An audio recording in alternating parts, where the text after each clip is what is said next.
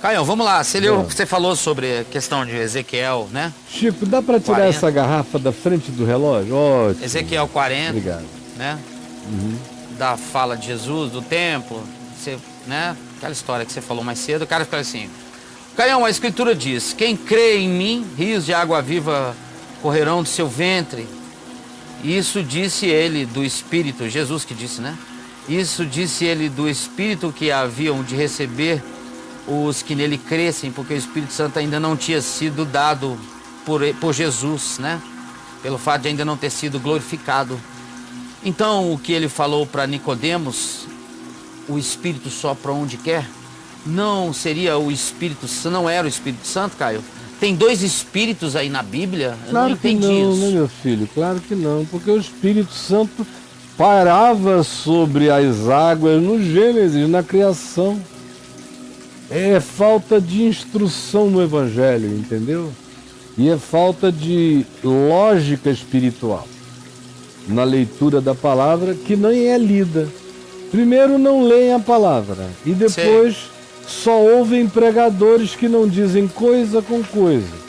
Ora, se você não lê a Escritura e nem ouve aqueles que têm instrução minimamente lúcida e embasada, a cabeça fica perdida assim.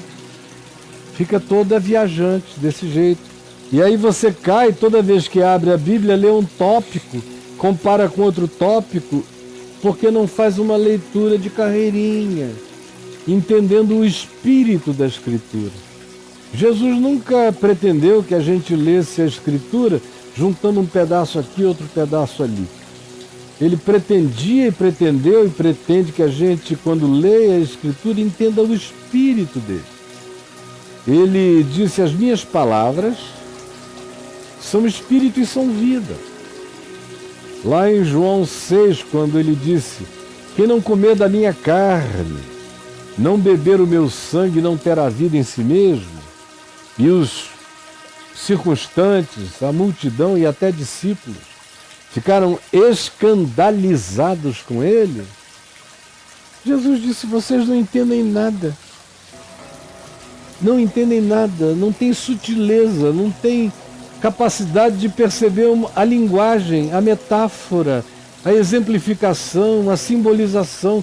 Vocês estão embrutecidos de percepção. Não estou falando de carne, não estou falando de sangue. Carne e sangue para nada aproveitam. As minhas palavras, no entanto, são espírito e são vida. Então, o que Jesus está dizendo, primeiro deva-se dizer que quando se diz Jesus disse isto com respeito ao Espírito Santo, que havia de ser dado e concedido aos que nele crescem, porque até aquele dia o Espírito não havia sido derramado, não havia sido concedido. É João quem está falando aquilo, fazendo uma alusão clara, direta, específica ao que aconteceu no dia de Pentecostes, quando houve aquele derramamento, que era uma promessa de Jesus, depois foi crescendo até o dia da sua morte, quando ele disse: eu não vos deixarei órfãos, eu voltarei para vós outros. Está lá em João, capítulos 14, 16 e 17. Especialmente 14 e 16. Eu não vos deixarei órfãos, não fique turbado o vosso coração, não se entristeçam. Eu voltarei para vós outros, vocês não vão viver nenhuma orfandade. Meu Espírito habitará em vós, ele está convosco, ele habita convosco e estará em vós. Ele habita convosco e estará em vós. Ele habita convosco e estará em vós. Já está respondido aí. Ele habita convosco e estará em vós. O Espírito Santo nunca não habitou conosco. Nunca. Antes de haver criatura humana na terra, nunca houve qualquer vida sem o Espírito Santo. O Espírito é vida. Conforme a gente leu aqui em Ezequiel 37 hoje, no Vale de Ossos Secos, Aquilo ali aconteceu 600 anos antes do Pentecoste. E o texto é: vem, ó Espírito Santo, levanta esses ossos secos, porque nunca houve vida sem o Espírito de Deus. Que coisa difícil de entender. Sabe por que o bloqueio ficou assim tão intenso na cabeça de vocês? Por causa desses livrinhos de Araque que vocês leem por aí, desses teologuitos de coisa nenhuma, que ficam ensinando bobagens para vocês. Qualquer um que leia a Escritura sem ser pré-condicionado por doutrinações estranhas, estanques, por sistematizações que são só montagens, quebra-cabeça montados para o homem, para arrebentar a cabeça e o entendimento das pessoas. Qualquer um que não tenha sofrido esse tipo de influência, lê e entende com simplicidade, como meu pai, que nunca tinha lido nada, mas quando pegou a Bíblia pela primeira vez e minha mãe disse: comece a ler de Mateus e não de Gênesis, ele leu, se converteu em João 19, já estava convertido, leu várias vezes o Novo Testamento. Quando foi para o Velho, era sopa no mel, já estava tudo entendido. E aqui, por exemplo, não só o Gênesis começa dizendo que o Espírito de Deus, o Espírito Santo, o Espírito de Deus é o Espírito Santo. Quando se fala o Espírito no Velho Testamento com E maiúsculo, é o Espírito Santo. É que a coisa é tão ruim que parece que tem o Espírito de Deus, o Espírito Santo. Parece que se alguém me chamar só de Caio, não sou eu. Ou se alguém disser: ô pastor Fábio, também não sou eu. Caião. Ô Caião, também não sou eu. Que só sou eu quando alguém diz Caio Fábio. É esse nível de reducionismo ao qual vocês chegaram. E também, como disse Jesus, o meu povo perece por não conhecer nem as Escrituras, nem o poder de Deus. Você lê em qualquer lugar da Escritura. Agora mesmo eu caí ali em Jó. Está cheio de Espírito Santo em Jó. Mas para não sair falando que a minha cabeça está aqui borbulhando de uma quantidade enorme de textos, tanto no Velho quanto no Novo Testamento, deixa eu ler só o Salmo 104, versículo 30, que diz assim: envias o teu Espírito, com E maiúsculo, o teu Espírito Santo, o Espírito de Deus. Está falando da criação. Não está falando de uma reunião onde houve o derramamento do Espírito. Não, está falando da criação. Está falando do ecossistema, está falando de meio ambiente.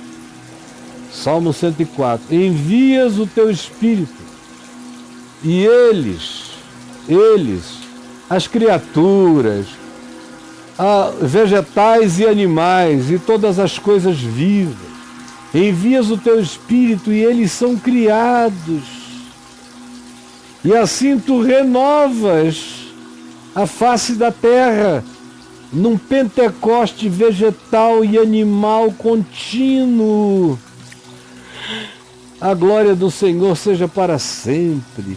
Exulte o Senhor por todas as suas obras, porque tu envias o teu Espírito e todas as coisas vivas que foram criadas continuam a ser criadas, a evoluir, a mutacionarem, a crescerem, a adaptarem-se. Todo esse trabalho de progressão evolutiva e criação evolutiva é obra do Espírito Santo na natureza, desde sempre. No princípio era o Verbo, no princípio era Deus, no princípio era o Espírito. Não tem nenhuma diferença. Qualquer tentativa de diferenciação acaba apenas provocando reducionismo doutrinário. Então o que Jesus disse ao Espírito Santo é a mesma coisa que Deus disse a Ezequiel: profetiza ao Espírito. Porque sem que a tua mente seja iluminada, sem a ação de Deus, em qualquer fase da história, nada é criado, nem no mundo vegetal, nem no mundo animal, nem na dimensão existencial. Por exemplo, antes do Pentecoste, já se fala daqueles muitos sobre os quais se diz: e veio sobre ele o Espírito Santo e ele profetizou. O que aconteceu no Pentecoste foi uma universalização disso, cumprindo-se a profecia de Joel, você não lembra?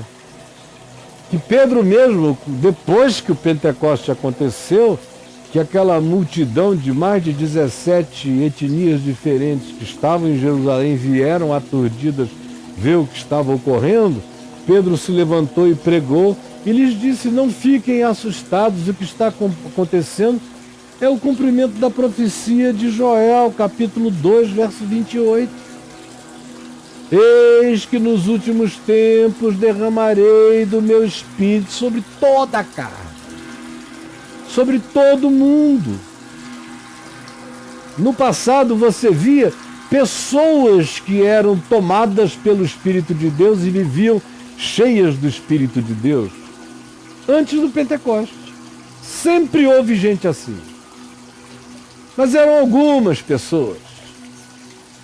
A maioria experimentava os eflúvios da habitação do Espírito com os homens. Havia alguns homens que habitavam o Espírito Santo. E depois de Jesus, a promessa do Espírito Santo é para toda carne. Moços, meninas, meninos, virgens, velhos, velhas, sonhos, profecias, percepções que a gente vê acontecendo no mundo inteiro. Houve um salto quântico depois de Jesus na Terra.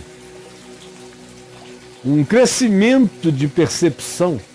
Não dentro da religião, porque quanto mais religião, mais burrice. Você veja que as grandes revelações, as grandes percepções, as grandes descobertas, as grandes criações, os grandes achados, todos eles vêm do Espírito Santo. Ou você acha que Einstein era só um gênio? O próprio Einstein não pensava de si mesmo assim. Ele dizia que às vezes ficava o ano inteiro com uma coisa perturbando que ele não sabia o que era, e ele fazia cálculos para cá e pensava para acolá e não conseguia chegar a lugar nenhum, até que um dia ele ia andando por um bosque e de repente tropeçava numa revelação, e ele diz: então eu não pensava, eu era pensado pela solução. Aí você diz: isso é heresia, Caio. Você que é o herege, meu filhinho querido. Não leu a Escritura, nem crê no poder de Deus. Porque o apóstolo Tiago, irmão de carne de Jesus, que escreveu a epístola chamada de Tiago, diz: pois toda boa dádiva, toda, qualquer uma, em qualquer lugar da terra, em qualquer pessoa, toda boa dádiva, toda descoberta, toda ciência, toda medicina, todo discernimento, toda arte, toda construção que promova a vida, a facilitação da vida, toda boa dádiva, todo dom perfeito vem do alto, descendo do Pai das luzes, acerca de quem se diz que Ele é a verdadeira luz que vindo ao mundo ilumina todo homem. Toda boa dádiva, todo dom perfeito vem do alto, descendo do Pai das luzes, em quem não pode haver nem mudança, nem sombra de variação. Não há relatividade disso, nem há limitação. O Espírito está se derramando, já se derramou e continuará se derramando sobre toda a carne. Sobre os que sabem, sobre os que não sabem. Sobre os que tiveram a informação, sobre os que não tiveram a informação. Porque Deus é livre para se manifestar para além de toda a questão. Então é óbvio, o que ele disse a Nicodemos é o que está dito em toda a Escritura. Ou como se diz no início, por exemplo, do Evangelho de Lucas, sobre Simeão e Ana. Ou se diz de João Batista antes do Pentecoste acontecer. João morreu, foi decapitado antes de tudo isso. Mas o que é que se diz de João? E esse menino será cheio do Espírito desde o ventre materno. O que é que se diz de Simeão? Que o Espírito Santo revelou a ele que ele estava diante da salvação do mundo. A mesma coisa de Ana, que era uma mulher piedosa, consolada pelo Espírito Santo. E o Espírito Santo deu a ela essa certeza de que Jesus era quem Jesus era. Então, por favor, parem com o reducionismo, entendam a diferença e leiam o meu livro. Se vocês lessem o meu livro, O Espírito Santo, Deus que vive em nós, se lessem, tudo isso está explicado nos detalhes. Para quem não quiser mais ter dúvidas sobre essas bobagens, leia o meu livro. Mostra aí, Gabriel, que o Braulio está fazendo sinal aqui que mostrou Já esse foi, negócio. ó. Tá aí, ó. Espírito Santo, Deus que vive em nós. Tá aí, vá lá na loja do portal caifab.net, pegue, leia para você nunca mais ter dúvidas a esse respeito. Tudo isso está ensinado lá, tá bom?